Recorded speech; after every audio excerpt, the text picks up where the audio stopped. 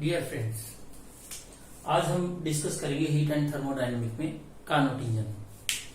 एक शिव खेड़ा जी ने एक बात कही है, जीतने वाले कोई अलग काम नहीं करते, उसी काम को अलग ढंग से करते हैं। इसलिए कंटिन्यूअस पढ़ते रहिए, फोकस्ड रहिए। तो हम हीट एंड थर्मोडायनेमिक की जो सीरीज में चल रहे थे, जिसमें हमने अलग अलग टॉपिक डिस्कस किए थे, तो इस लेक्चर में हम कार्नोट इंजन डिस्कस करेंगे। तो इससे पहले वाले लेक्चर में हमने work done by the isothermal process और work done by the adiabatic process and different type of process के बारे में स्टडी किया था। तो कार्नोट इंजन क्या कहता है? कार्नोट इंजन, कार्नोट साइंटिस्ट का नाम है। Carnot engine, a heat engine is a device which convert heat energy into the mechanical energy। तो हम इसका मतलब यहां से क्या क्लियर हो रहा है कि हीट दे रहे और मैकेनिकल एनर्जी में कन्वर्ट हो रहा है। मैकेनिकल का मतलब मैं जैसे हाथ हिला रहा हूं, ये भी मैकेनिकल एनर्जी है। तो इंजन का काम भी वही है कि किसी गाड़ी को अगर चलाते हैं हम, तो वहां पे मैकेनिकल वर्क होता है। तो हम यहाँ पे क्या करते हैं, हीट एनर्जी को देते हैं और उसमें मैकेनिकल एनर्जी में कन्वर्ट करते हैं। तो मेनली जो कार्नोट इंजन है वो किसके ऊपर बेस्ड है? ये कार्नोट ने एक थियोरेटिकल कंसेप्ट दिया था, जिसमें ये कहा था कि एक साइक्लिक प्रोसेस है पूरा, जिसमें आप वर्किंग सब्सटेंस को रखते हैं। साइक्लिक प्रोसेस मेनली 4 पार्ट्स में यहाँ पे रखते हैं। पहला पार्ट हमारा इसमें होता है आइसोथर्मल एक्सपेंशन, दूसरा होता है हमारा एडियाबेटिक एक्सपेंशन, फिर नेक्स्ट आइसोथर्मल कंप्रेशन और एडियाबेटिक कंप्रेशन। तो साइक्लिक प्रोसेस में क्या है? साइकिल का मतलब, साइक्लिक का मतलब जैसे सर्कल में हम एक पॉइंट से चले और वापिस उसी पॉइंट पे आ जाते हैं, यहाँ पे भी ऐसा ही है। यहाँ पे साइक्लिक प्रोसेस में जो वर्किंग सब्सटेंस आप लेते हैं, यहाँ पे वर्किंग सब्सटेंस हम आइडल गैस लेके चलते हैं। तो वर्किंग सब्सटेंस इनिशियल स्टेज से चला और पूरे साइक्लिक प्रोसेस के बाद वापिस उसी इनिशियल थर्मोडायनेमिक स्टेट में आ गया। जैसे यहाँ पे अगर हम देखते हैं तो इनिशियल जो प्रेशर P1 है, वॉल्यूम V1 है, टेम्परेचर T1 है। तो ये 4 साइकिल, फर्स्ट साइकिल में आइसोथर्मल एक्सपेंशन, फिर एडियाबेटिक एक्सपेंशन, आइसोथर्मल कंप्रेशन और एडियाबेटिक कंप्रेशन के बाद वापिस उसी थर्मोडायनेमिक स्टेट में आ जाता है। अब इस कार्नोट इंजन में मेनली 4 पार्ट्स हैं, जो जिससे अगर हम कंस्ट्रक्शन की बात करते हैं, एक हम इसमें सिलेंडर यूज करते हैं। ये जो सिलेंडर यूज करेंगे मेनली यहाँ पे हमने दिखा भी रखा है ये। तो ये सिलेंडर हमारा नॉन कंडक्टिंग साइड्स का होगा, इसका बेस जो होगा वो कंडक्टिंग होगा। इसमें एक पिस्टन फिटेड होगा। जो पिस्टन हम यूज करेंगे वो non conducting, perfectly non conducting, weightless और फ्रिक्शनलेस पिस्टन यूज करेंगे।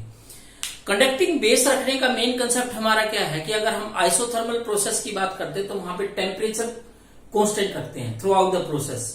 Temperature remains uniform through out the process. इसका मतलब ये हुआ कि यहाँ पे कंडक्टिंग बेस होना चाहिए कि हीट जो है वो ट्रांसफर हो सके थर्मोडायनेमिक सिस्टम में और सराउंडिंग में। नेक्स्ट जो इसमें हम लेके चलते हैं, सोर्स लेके चलते हैं। जो सोर्स है वो सिंपली एक रिजर्व ऑफ हीट है, जिसको हम टेम्परेचर T1 पे रखते हैं और इसकी जो थर्मल कैपेसिटी है वो इनफाइनाइट रखने की कोशिश करते हैं। इनफाइनाइट क्यों रखते हैं? क्योंकि अगर आप इसको इन्फिनिटी रखते हैं तो इसमें चाहे कुछ हीट रख भी ले और कुछ हीट ऐड भी कर दे तो कोई ज्यादा टेम्परेचर में चेंज नहीं आएगा। जैसे आप समुद्र की बात करते हैं, सागर में से कुछ निकाल लेते हैं, ऐड कर देते हैं, कोई ज्यादा इफेक्ट नहीं पड़ता। हाँ, ये ध्यान रखना है कि यहाँ पे आप T1 टेम्परेचर रख के चलेंगे। तो सोर्स के बाद हम सिंक यूज करते हैं। सिंक भी वही रिजर्व ऑफ हीट है, बट यहाँ पे क्या है कि इसको टेम्परेचर T2 पे रखते हैं। यहाँ पे क्या है कि जो इंजन को हम हीट देते हैं वो हीट 100% तो वर्क डन में नहीं कन्वर्ट होती। अगर हम 100% एफिशिएंसी मान ले तो हो जाती है, अदरवाइज तो क्या होगा कि कुछ पार्ट उसका रिजेक्ट हो जाएगा सिंक में जाके। और फोर्थ जो पार्ट रखेंगे वो हम रखेंगे यहाँ पे इंसुलेटिंग स्टैंड। इंसुलेटिंग स्टैंड में जो आपने सिलेंडर लिया है जिसका बेस कंडक्टिंग है, उसको हम इंसुलेटिंग स्टैंड पे रख देते हैं। इंसुलेटर का आपको पता ही है, जिसमें हीट जो है वो कंडक्शन ऑफ हीट ना हो कुछ भी। इसका मतलब ना तो हीट एंटर कर पाए और ना हीट लीव कर पाए। तो ना तो इसमें हीट आप, तो ये किसके लिए मेनली ये एडियाबेटिक ऑपरेशन के लिए यूज करते हैं, एडियाबेटिक प्रोसेस के लिए यूज करते हैं, जिसमें हम कहते हैं कि there is no exchange of heat between the surrounding and thermodynamic system. तो ये 4 पार्ट हम यहाँ पे मेनली लेके चलते हैं, जिसमें से एक सिलेंडर हो गया, सोर्स हो गया, सिंक और इंसुलेटिंग स्टैंड हो गया। अगर इसके पूरे स्ट्रक्चर को हम समझने की कोशिश करते हैं तो ये ऐसे सोर्स का मतलब यहाँ पे क्या है? सोर्स का मतलब ये है कि जैसे आपने मान लेते हैं, जो हमारी अगर आप किचन में देखते हैं तो जहां पे आप बर्तन साफ करते हैं, जो वाटर टैप होती है जिसमें से पानी निकलता है वो सोर्स की तरह है। उसमें से जो पानी निकला वो हमारा यहाँ पे हीट है, जो हीट हमने सोर्स से लिए, जो इंजन को दी है हमने।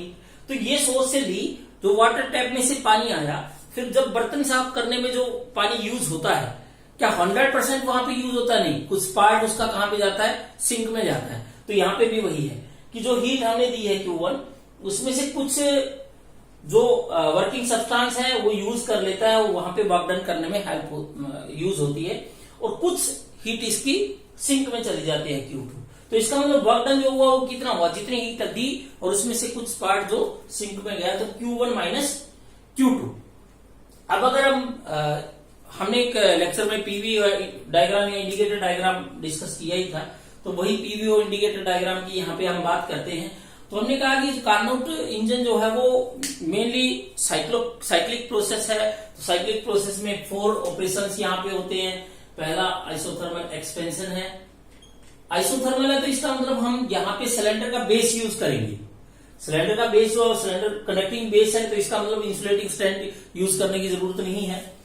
तो स्टार्टिंग में हम इनिशियल स्टेट पे ये मान लेते हैं कि जो हमारा वर्किंग सब्सटेंस है वो ए थर्मोडायनेमिक स्टेट में है, जहां पे प्रेशर P1 है इसके कोरस्पॉन्डिंग, और इसके कोरस्पॉन्डिंग वॉल्यूम V1 है।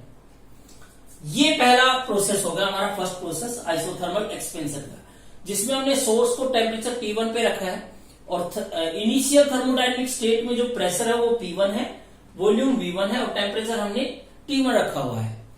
एक्सपेंशन हो रहा है तो इसका मतलब क्या हुआ कि प्रेशर डिक्रीज होगा, तो यहाँ पे प्रेशर डिक्रीज हो रहा है और वॉल्यूम इंक्रीज हो जाएगा। वॉल्यूम V1 से V2 में चला जाएगा। तो यहाँ पे क्या करते हैं, प्रेशर को कम करने के लिए पिस्टन को आउटवर्ड डायरेक्शन में लेके जाएंगे। तो पिस्टन यहाँ पे आउटवर्ड डायरेक्शन में जा रहा है।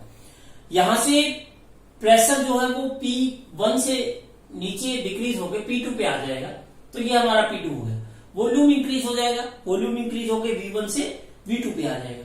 आइसोथर्मल प्रोसेस है, इसका मतलब थ्रू आउट द प्रोसेस जो टेम्परेचर है वो हमारा कांस्टेंट रहता है। तो हमने टेम्परेचर यहाँ पे कांस्टेंट ही रखा है। तो इसका मतलब यहाँ जब वर्किंग सब्सटेंस ए थर्मोडायनेमिक स्टेट से बी थर्मोडायनेमिक स्टेट में जाता है तो प्रेशर डिक्रीज होता है, एक्सपेंशन है तो वॉल्यूम इंक्रीज हो जाएगा और टेम्परेचर T1 ही रहेगा। तो नेक्स्ट स्टेट ये है हमारी। यहां से हमने क्या किया, पिस्टन को आउटवर्ड डायरेक्शन में रिलैक्स किया तो प्रेशर डिक्रीज हो जाएगा। तो यहां से यहां पे आ गया। नेक्स्ट अगर प्रोसेस की बात करते हैं तो नेक्स्ट प्रोसेस हमारा एडियाबेटिक प्रोसेस है, जिसमें हमने ये कहा था कि भाई यहाँ पे there is no exchange of heat between the surrounding and thermodynamic system. तो यहाँ पे भी वही होगा कि हीट तो कांस्टेंट रखेंगे लेकिन यहाँ पे टेम्परेचर चेंज होगा। एक्सपेंशन हो रहा है तो नेचुरल सी बात है, यहाँ पे भी हम क्या करेंगे, पिस्टन को आउटवर्ड डायरेक्शन में लेके चलेंगे। आउटवर्ड डायरेक्शन में पिस्टन को लेके जाएंगे तो प्रेशर डिक्रीज होगा। तो यहाँ पे भी P2 से जो प्रेशर यहाँ पे P2 था, ये P2 से प्रेशर डिक्रीज होके P3 पे आ जाएगा और वॉल्यूम इंक्रीज हो जाएगा। तो वॉल्यूम V2 से V3 इंक्रीज हो जाएगा।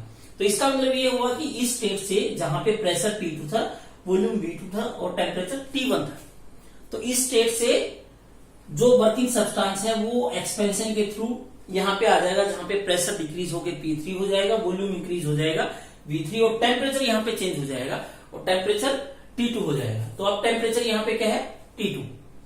अब एक्सपेंशन था तो अब यहां पे क्या करेंगे, कंप्रेशन करेंगे। तो कंप्रेशन के लिए हमें क्या करना पड़ेगा, प्रेशर को इंक्रीज करना पड़ेगा, जिससे वॉल्यूम डिक्रीज हो जाएगा। तो वही करेंगे यहां से। इसका मतलब ये होगा कि यहां से यहां तक आइसोथर्मल कंप्रेशन है तो टेम्परेचर कांस्टेंट रखेंगे। तो प्रेशर इंक्रीज कर दिया हमने, प्रेशर P3 से P4 इंक्रीज कर दिया। ये थर्ड स्टेज, ये सेकंड होगी। थर्ड सेकंड में हमने देखा ही था कि एडियाबेटिक था, तो यहाँ इंसुलेटिंग स्टैंड के ऊपर ही हम कंडक्टिंग जो सिलेंडर कंडक्टिंग बेस है उसको प्लेस करते हैं। नेक्स्ट अगर हम थर्ड प्रोसेस की बात करेंगे तो ये हमारा क्या है, आइसोथर्मल कंप्रेशन। ये था एक्सपेंशन और ये कंप्रेशन, ये थर्ड प्रोसेस है। अब कंप्रेसर करना है तो क्या किया हमने, प्रेशर को P3 से P4 पे इंक्रीज कर दिया और वॉल्यूम डिक्रीज हो जाएगा V3 से V4 पे, यहां पे वॉल्यूम डिक्रीज हो जाएगा। टेम्परेचर वही रहेगा जो T2 पे है, वही T2 टेम्परेचर यहाँ पे रहेगा। आइसोथर्मल प्रोसेस है। यहाँ पे हम सोर्स हमारा T1 पे काम कर रहा था और सिंक हमारा T2 पे काम कर रहा है, तो ये सिंक पे आ जाएंगे। इसका मतलब यहाँ पे क्या हुआ, ये देखिए आप क्या करते हैं, पिस्टन को इनवर्ट डायरेक्शन में लेके जाएंगे, कंप्रेस जैसे करते हैं तो प्रेशर इंक्रीज होके P4 हो जाएगा। तो इसलिए हमने ये एरो अंदर की तरफ दिखा रखी है। यहाँ पे पिस्टन को आउटवर्ड ले रहे थे तो बाहर की तरफ दिखा रखी है, ठीक है। तो यहां से P3 से क्या हो जाएगा P4 और वॉल्यूम V3 से डिक्रीज होके V4 और टेम्परेचर हमारा वही रहेगा T2। लास्ट जो साइकिल है हमारा ये है एडियाबेटिक कंप्रेशन। एडियाबेटिक कंप्रेशन है तो इसका मतलब यहां पे टेम्परेचर चेंज हो सकता है। कंप्रेशन है तो इसका मतलब प्रेशर को तो हमने इंक्रीज ही करना है, तो जो हमारा पिस्टन है उसको इनवर्ट डायरेक्शन में ही लेके आएंगे और ये P4 से P1 वापस आ जाएगा। वॉल्यूम भी डिक्रीज होके V4 से डिक्रीज होके वापस V1 पे आ जाएगा और टेम्परेचर T2 से चेंज होके T1 पे आ जाएगा।